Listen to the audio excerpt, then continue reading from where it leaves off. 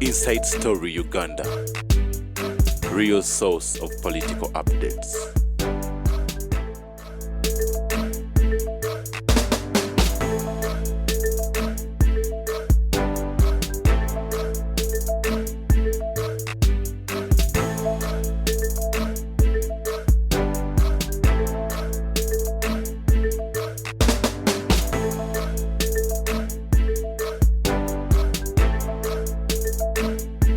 Inside Story Uganda.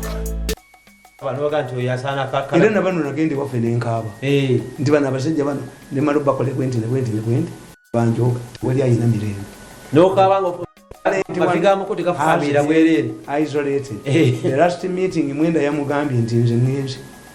Nkulesi ngenze. Mwenda yamugambye nti ngenze omusajja kubye ayina bifitise byatukwata buli wamu wonna. Ate nenseka. Abambagamba tebiriyo ne president muwabya bulimba.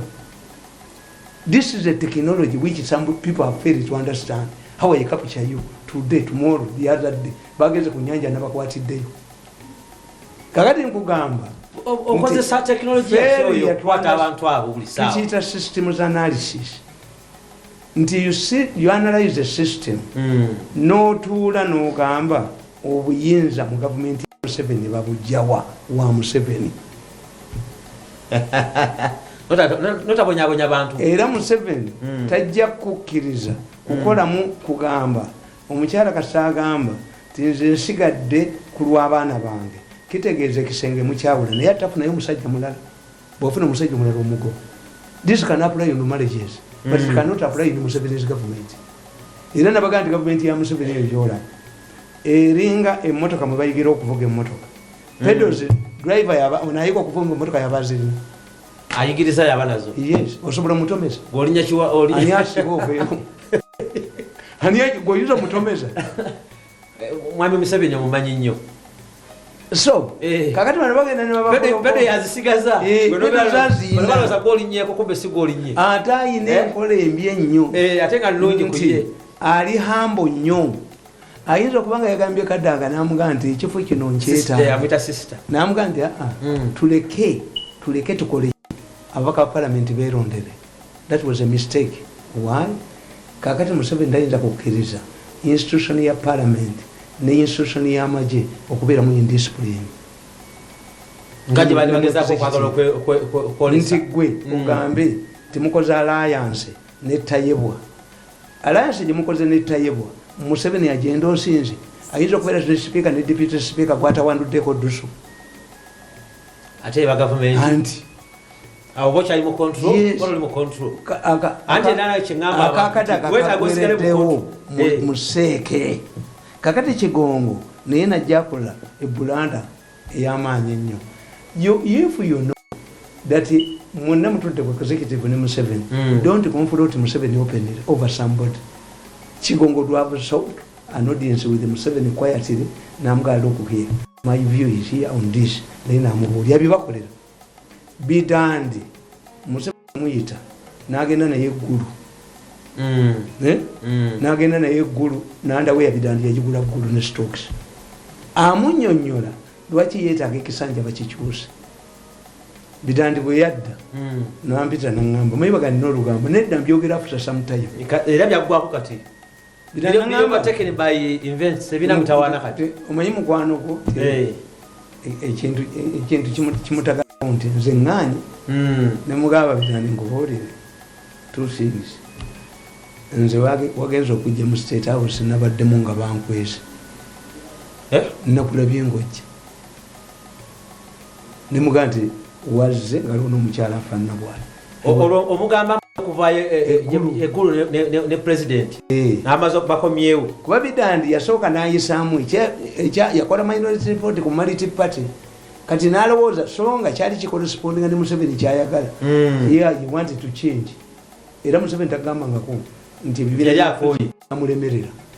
Yagamba tulina abantu betwasibira mu nnyumba batuleekaanira. Abayitawo bagatuba bwenyaabwenya tubagulire bafulume. Did you want Maliti Party? Era he championed the Maliti Party. Yayitayagala. Museveni yagala nakalulanga hunting dog bulijjo. Yagenda nga naawemula.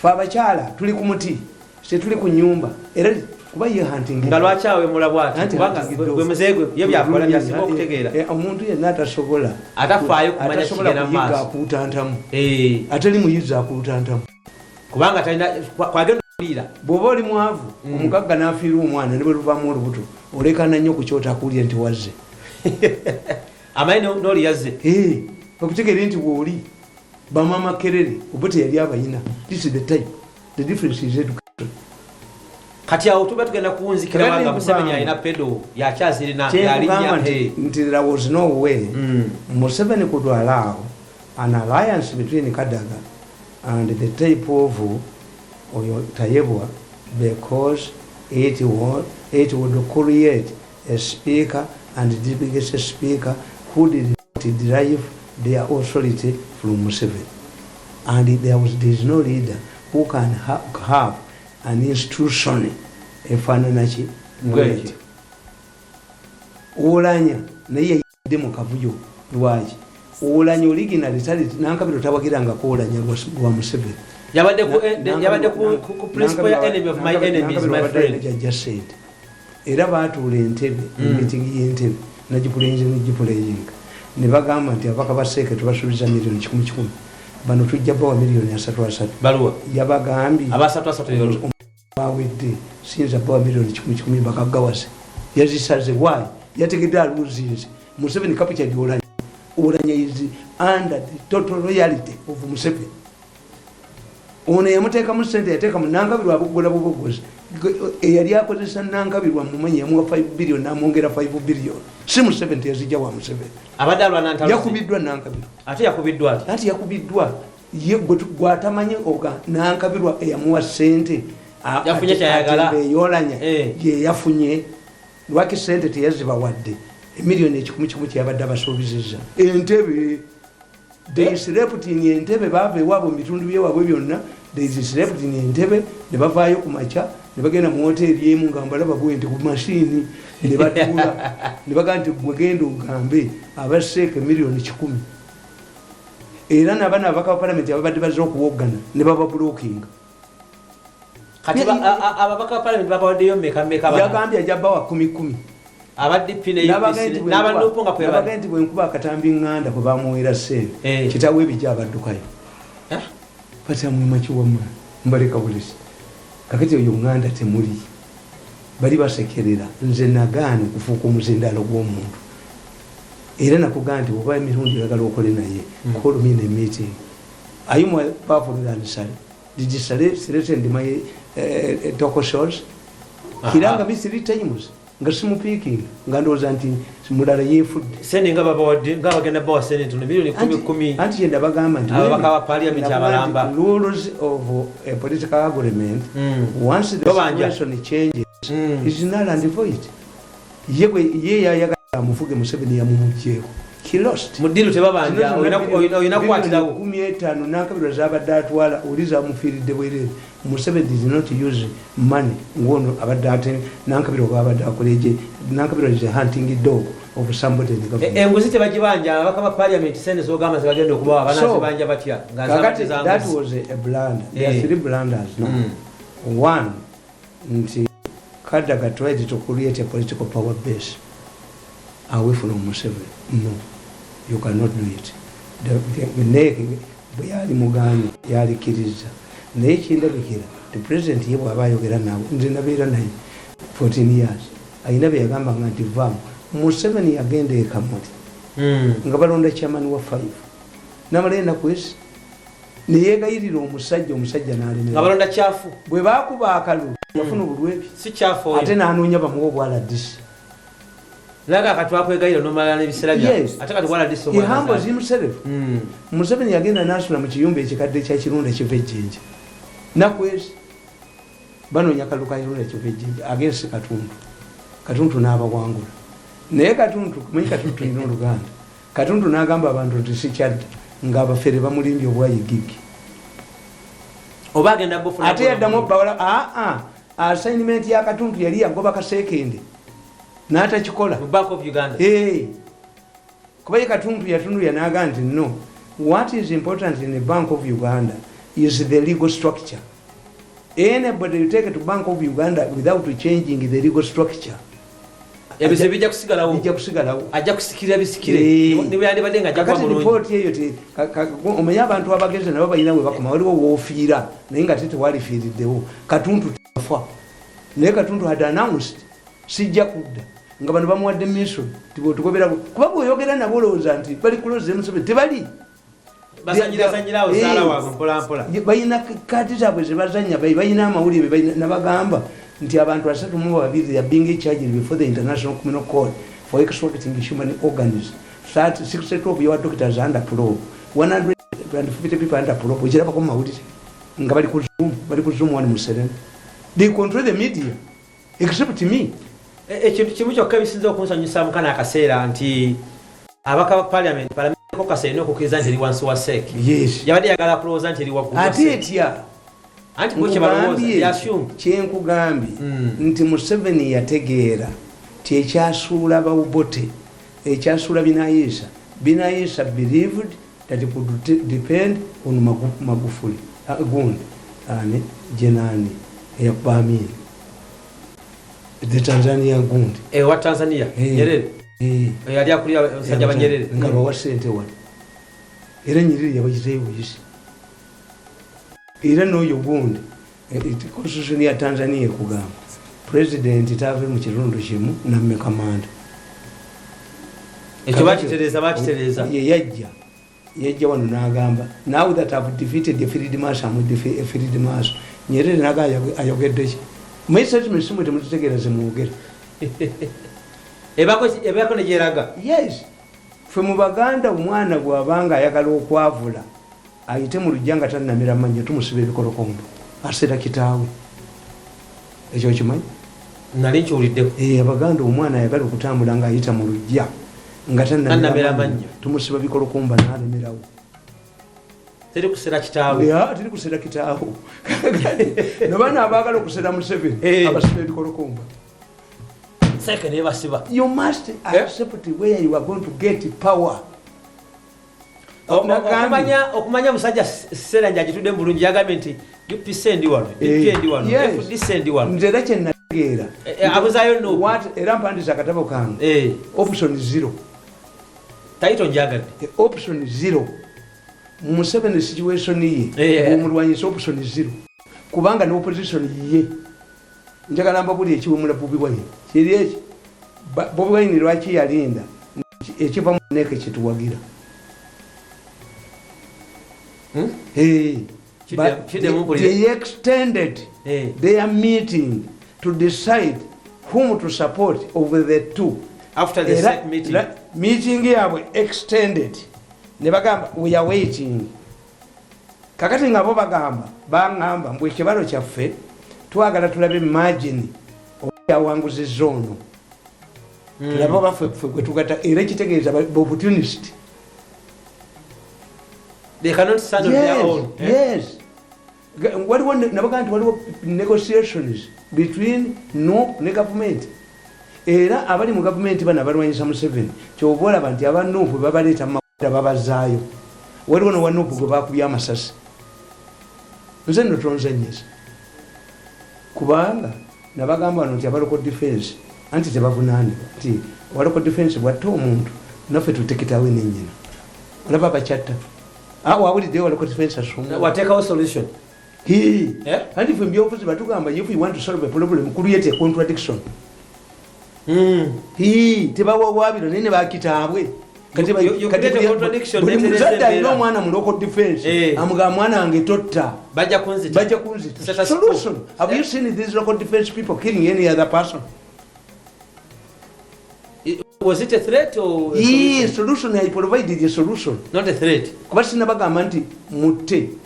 Kuba baga incitement. Ate incitement nkugambye ko wala ko defense atanatta. How do we control these people? They have parents. Okolanga mugenzi yigabya kolanga abizaayo. Yes. Je bivudde. Toyinza. Oba akuta munno naye kabikuddira. Okimanyi nti ekyamufulu wamanyi kubizaayo. Abantu bonna baagala nti nange njagala alumweko ng'ebintu bino byansindikidde bwe binnumye. Ate babasawo abalala bagamba tubyoke, leeta embuzi tubyoke.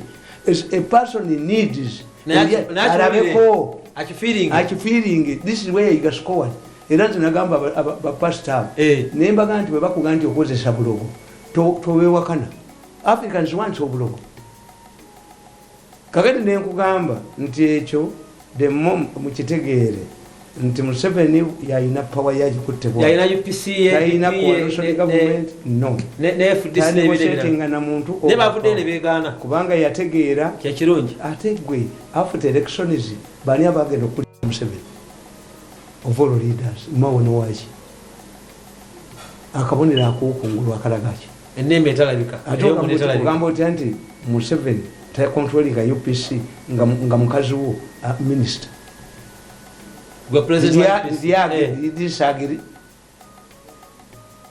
so wanga disagree nimuga you embarrassing me toge era omusajja yake wange nga ina message nabuuza omuserikale ku gate ndi wano wewamwa mirundi ndiye simutegedde nga waliwo emmotoka nnya ziriko ebipande bya DP nga zikola woki anti mukazi wa DP emmotoka ze kakati nze nemuyita ebbali nemuganda mupina mutuleta fulume ebyamba bijja kufuluma tufulume togere byaffe ebbali but why did I allow her nayita n'abaana be nebagamba bano abasajja ya provoking me into battle batte omukazi ono bakiteekeko nti wasse mukyala kubanga wa DP era bukedde bwe yali kubye wayibukadde atabaaza butabaaza nabuuza abaabukedde nti mbawadde akakadde ka ssente mutulage omulambo gw'akagolo we gwagwa mutulage omulambo gw'akagolo nga gulimu bagutwala mu ambulance gulaga mu ekyalo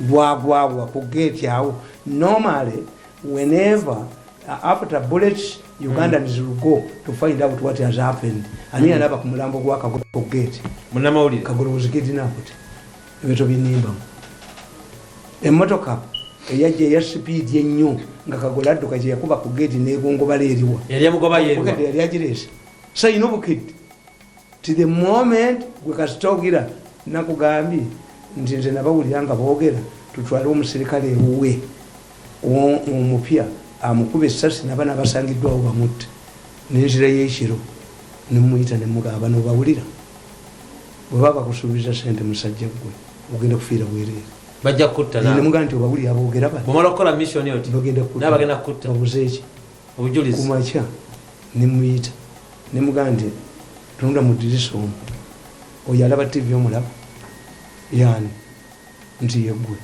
ate gweoyogera naye ti yeggwe kakati gwoba okomawo batwadda gwomanyi oli okola biki oluka ne baleeta omulala oli okola biki namusangawo yetamizizza tadde abantu bankini ya bulinzi namuyita walala ba ku mutwe bundu kyapa mbaga kwenda nenjiwa bano abaliwo toyinza binkola ebyakagolo kubamba awulira nga boogera miso ebawulira kati ebyakagolo tubinkwatiramu kakati nkugamba nti any person who has tried to create a political power base in the Museveni's government will end up with the same way.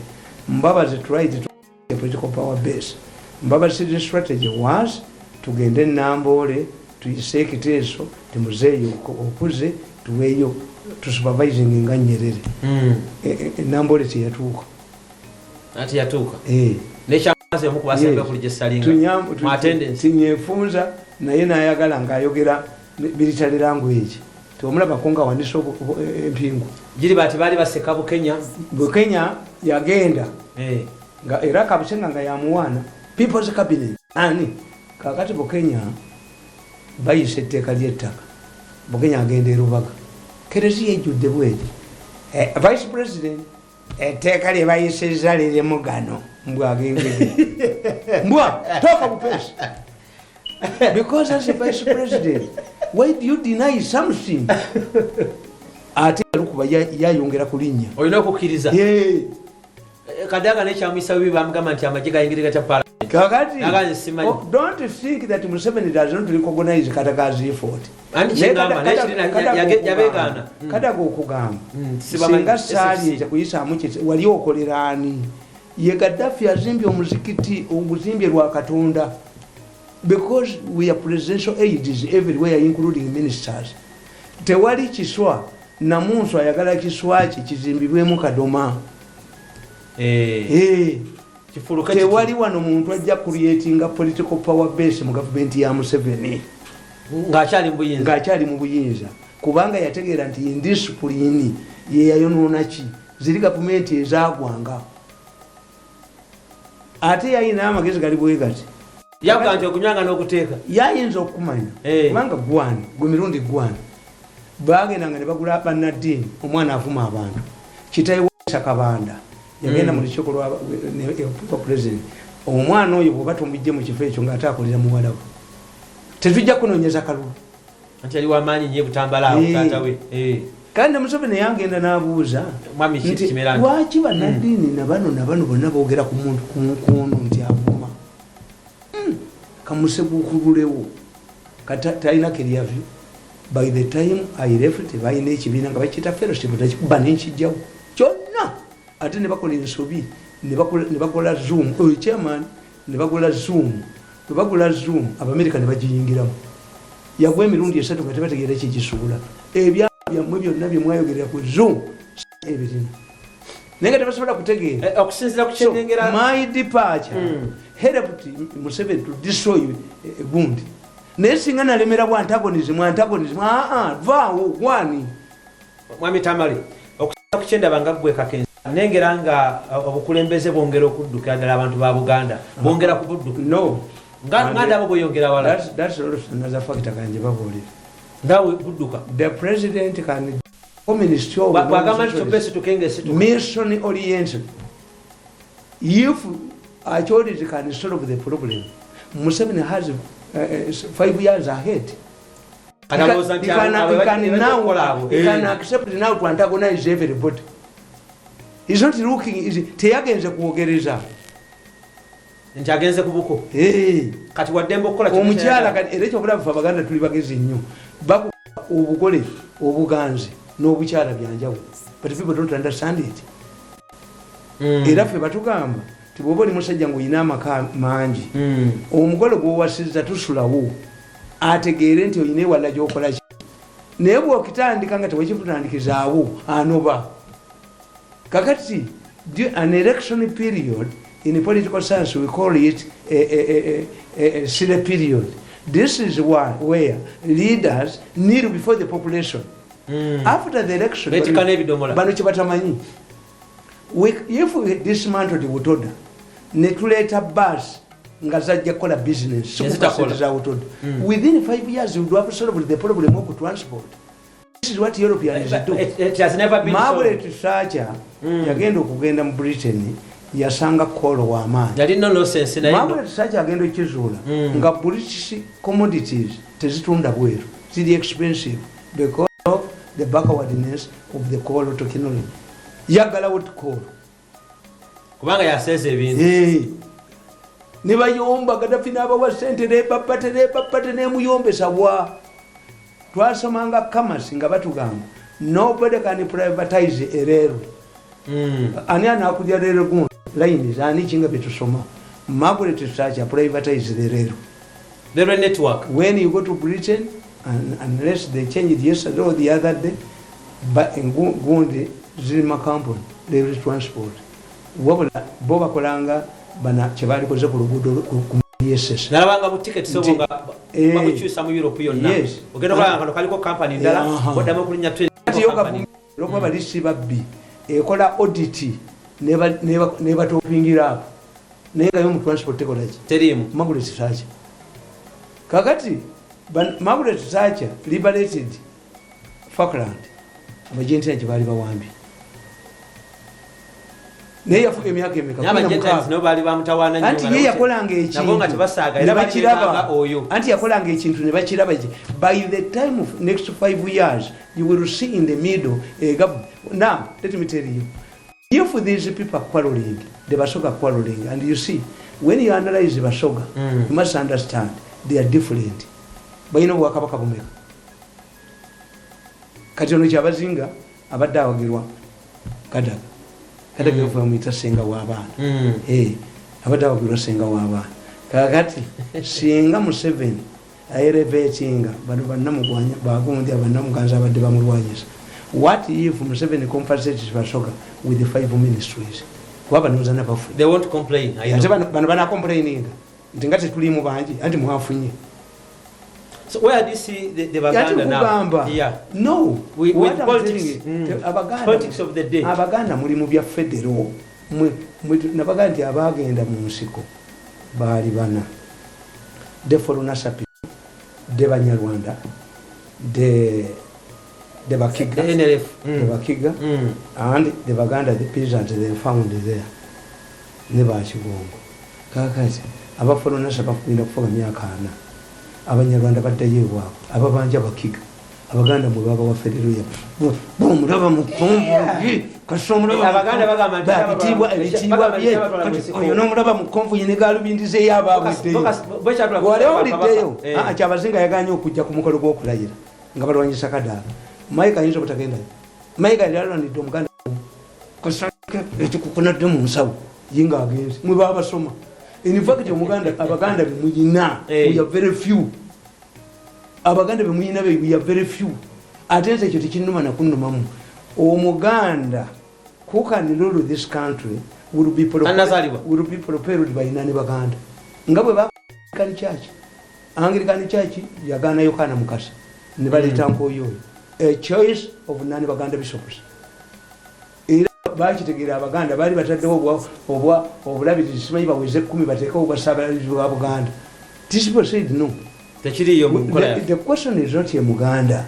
The question is who a Muganda who appears, who can protect the interests of the bishops. Nkoyo Yunaja, Umaya Saja Babal, Bagamba, the bishop from Uganda, Anglican, Arifoka Bishop on Katana Deguri. Naye, to a visa more one Koyo, Nkoyo Yata. Why? It was their choice. Katia Muganda who can rule this country must not be Muganda produced by me or a Muganda who protects Muganda interests. To me as a Muganda, Fitulimu business. Or Arumbe Nyanja Yamurabe Waf. Arumba taxi Yamurabe Waf. On Mukaza Yawira Mawino Yamurabe Waf. Murimu speciality. When you go to, there was a time when Moi ruled Kenya with only one Kikuyu. Joseph Kamoso. Joseph Kamoso nga secretary Iwakan. Nagala banka za Kikuyu. Ebe inajisule yemo inakolete. But when he was leaving, he had to get him Kikuyu. Kubanga, he wanted the peace in retirement. Kikuyu succeeded. Yes. Anga iriwa no Mukampala. Twali asuli chemba sekretary yako. Wali wasula government ngajisulira ntungama. So you must pacify Kampala. Mumawanga bonaka nkubolire abasinga singa bebasinga maje bali bawambe government yabuyendi the first singa from 1947 bakamu wakati eyavuddeko ono gwe yakubye mayindula gwe yakubye is the first singa abasinga be bali mu era kyo bulaba abasinga batayindira gandi kulumba shiraini yabo ndikase okutte kuchira kwa interest nababa ababadegadi bayindira gandi bali baliawo mu compound Abaganda bagenda mu nga bali aido bagenda siko tebagamba konti bagala bukulembeze bo bagamba bali obasado bayabe mengo bo basala kabaka batuje byaffe oyasobola okwogera nagamba mu 7 mu meeting nti twagalayo Abaganda 10 Buganda ebanja tasobola kwogera basoka mwazigula mu amasomero mwazizimba muki zemufunye muzizimbye muki to benefit Baganda. So it's your problem. Omuntu omusajja ayinza okuba n'abakyala bangi n'olowooza nti ayagala oni no buli mukazi omuwa kyayagala what she perceives to be important to her. Waliwo omukazi sente azigulamu egomesi nebayo omukazi azitwala mu ndagu nga ye zibeera mu ndagu kuloga yenga wayagala wali interest ye mbadde mbagamba nti when you go to at one time the Somalis, there is a time when a leader realizes that they can rule comfortably with what we call a neutral tribe. Yes. For some time, the Basoga have been a neutral tribe. Why? They were causing a trouble. Kakati is another neutral tribe. When we survived the 1983 coup, he brought in the Somalis. Yes. I'm a commander, Major General Mahmoud, is Somali. The chairman of Human Rights Commission is Somali. The chairman of Electoral Commission was a Somali. Why?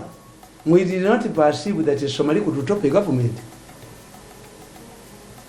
Hey, ebyo biberayo kakati ono Gordon Brown ye musikoti shika yasoko kuliyo wakati kile mumala ko banga tonera Kenya bakugamba if you want to yaja kusolvinga bizibu sibe ebyamangu mangu awo na agenda determine Kikuyu is dead sule nusu sule nusu omukikuyu atasuka okugironda mwanto sema chiko abakikuyu batula naba ba elders abakikuyu batula n'abajaluo over meeting bagenda kulaba nga abadokita abajaluo abalina PhD nache bagira ku pichipichi bagira ku motoka bona abakikuyu ne baseka.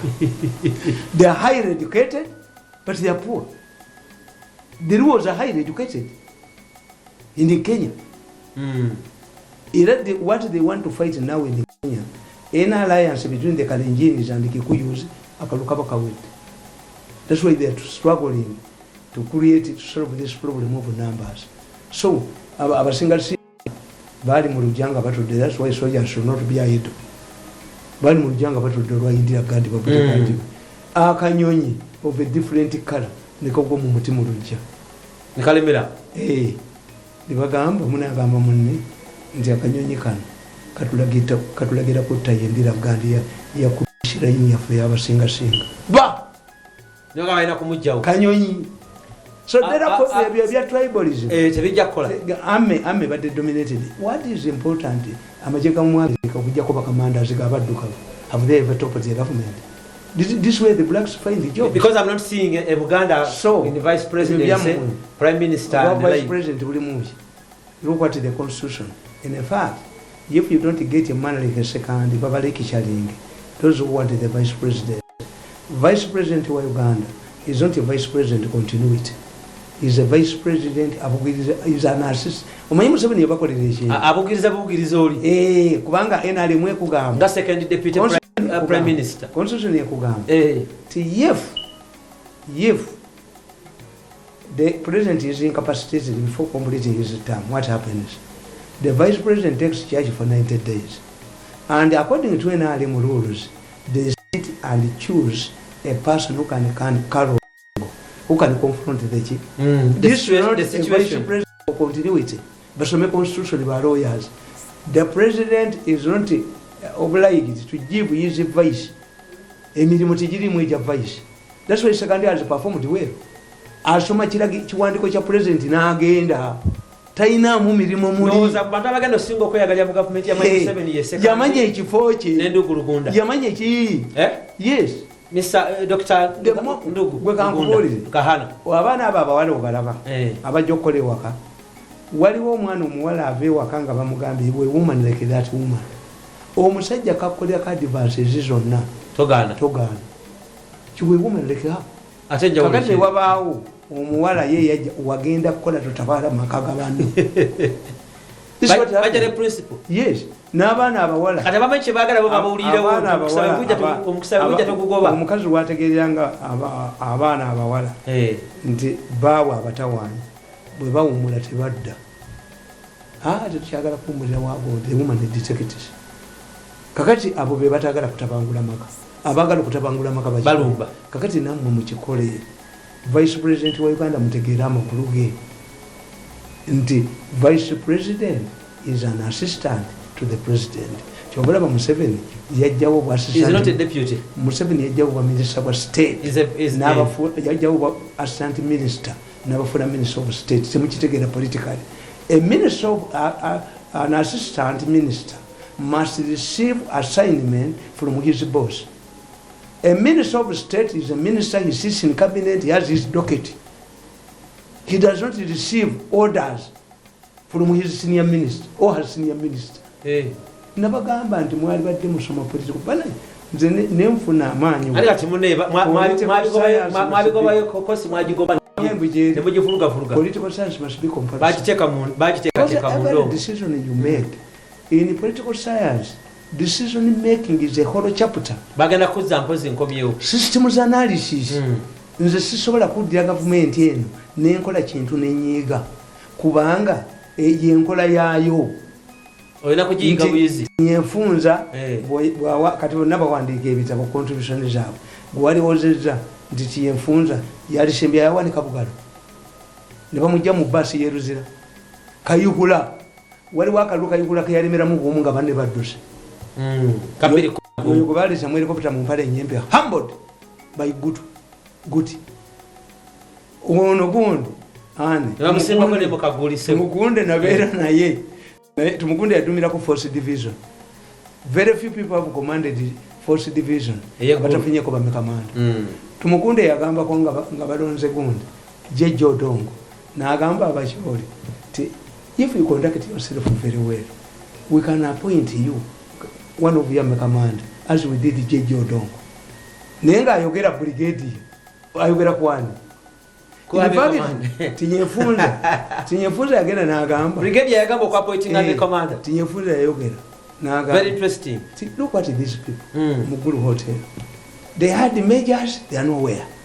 They have the generals, they are nowhere. And you continue fighting. Ate bagenda kulwanyisa ki? Neka kati bo banyara yivoze nabana a system ojibala tukita system za analysis nti mirundi omutima gwe tasonyiwa ekitegeeza mirundi cannot be a leader. Me cannot be a leader. That one I know. Nze njagala kwekolera research zange kwebera mirimo jange. If you come to me and give me an assignment, kubanza omutima gwange tegusonyiwa. How can a leader abera n'omutima ogutasonyiwa?